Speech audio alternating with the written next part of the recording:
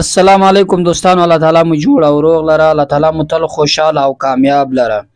دوستانو د اسم اعظم مبارک وظیفه در سره شریک کوم چې د دې په کولو سره بستا سحر دعا الله تعالی فورا پر هغه ځای قبول کړي. دا داسې اسم اعظم د دوستانو زینن له تاسو سره شریک کوم. د دې په ویلو سره الله تعالی و انسان ته به انتها زیات ثواب ورکوي او د ټولو ګناهونو عفو هم ورته کوي. او دی کې اسم اعظم موجود د کم کس یې کوي هغه انسان مستجاب الدعوت ګرځي. هغه انسان چې د کم حاجت لپاره دعا کوي هغه حاجت یې پوره کیږي.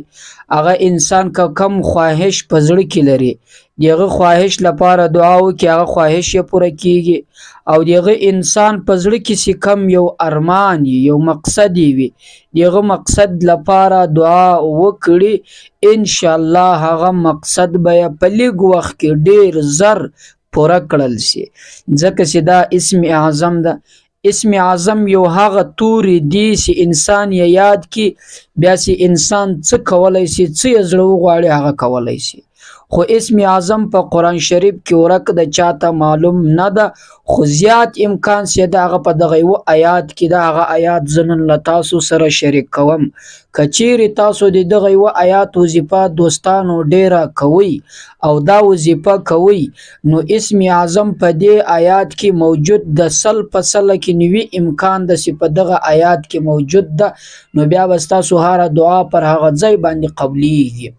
بیا خاص کر دا وظیفه دوستانو د جمعې شپه مبارکه باندې کولای شي، د جمعرات په ورځ باندې، د جمعې په ورځ باندې، دغه سی په نور ورځو هم کولای شي. خو دغه کم وختونه چې درې وخت د جمعرات ورځ یا د جمعې شپې یا د جمعې ورځ دا ډېرې مبارک ورځې دي، دا ډېرې له فضیلت ډکې ورځې دي.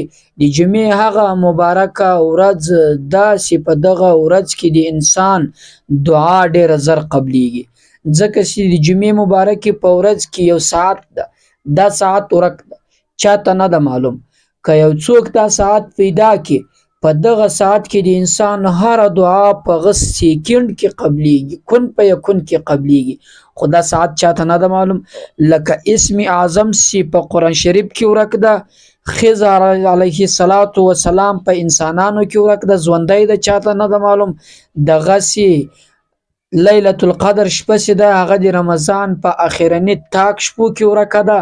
نو دغه سی دغه د ورځ د جمعې په ورځ کې یو ساعت هغه په دې ورځو کې ورک ده، په دې ورځ کې په دې ټوله ورځ کې چاته نه ده معلوم. خو زیات امکان علماء کرامو لیکلی ده د مازدیګر له لمانځه نه بعد د ماښام تر لمر لوېدو پورې په دې دوران کې زیات امکان شته چې هغه ساعت په دغه وخت کې ده، په دغه وخت کې د انسان هره دعا قبلیږي. نو لہذا دوستانو هغه یو کوچنی آیات ته دغه آیات ده الف لام میم چې له حروف مقطعاتو څخه ده. الله لا اله الا هو الحي القيوم چې د آیات کرسی شریف اولین لفظ هم د تورم دغه دی. الله لا اله الا هو الحي القيوم لا تاخذه خو آیات کرسی ده. خو دغه وظیفه سی آیات ده مثلا الف لام میم الله لا اله الا هو الحي القيوم دغه وظیفه زنن له تاسو سره شریک کوم. کې د جمعرات په ورځ کوي، کې د جمعې په شپه کوي، کې د جمعې په ورځ باندې کوي، ان شاء الله تاسو دعا به قبول شي. په دغه نور ورځو هم کولای شي، په دې کې کم حرج، په دې کې کم مشکل نشته. دا وظیفه داسې د دوستانو دا وظیفه دا نه غواړي چې یوازې به تاسو له لمانځه نه بعد کوئ، خو د لمانځه نه بعد یې هم کولی شي. دا یوازې دا نه غواړي چې تاسو یې بغیر له اوداسه نشئ کولی، بغیر له اوداسه یې هم کولی شي، په اوداسه باندې یې هم کولی شي. 2 رکعاته نفل چې وکړي خاص د دعا د قبلولو لپاره، له هغه نه بعد چې دعا وکړي هم یې کولی شي چې دا وظیفه وکړي. که ګرځئ ناست یاست ولاړ یاست په دې وخت کې هم دا وظیفه کولی شي، په هر حالت په هر وخت کې. او دا وظیفه تاسو د جنابت په حالت کې مثلا یو انسان بې غسله وي او په جایزه تقاضا سره مثلا که په هغه حالت کې دا وظیفه وکړم په دې کې کم حرج نشته. نو ځکه چې انسان دا وظیفه بغیر له اوداسه هم کولی شي، د جنابت په حالت کې هم کولی شي، خو که په اوداسه سره وکړي خو خبره ده.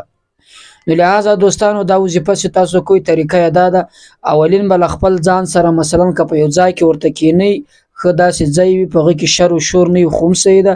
که نه دغسې روان یاست ولاړ یاست ناست یاست مجلس کې هم یې کولی شئ.